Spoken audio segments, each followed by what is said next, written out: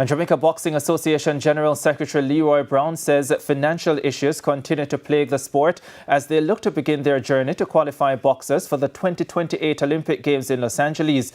Brown says among several issues is the fact that they have had to limit the number of boxers being sent to the Central American and Caribbean Games. The CAC games are coming up first, and we have a qualifier coming up in a couple months' time. We are now looking at 3 or 4 boxers, because basically this is what we can afford at this time. We are looking at lightweight, light middleweight, and heavyweight. Those are the divisions we're looking at now. These are where our better elite boxers are. So we're trying to send the best, depending on the funds that we have.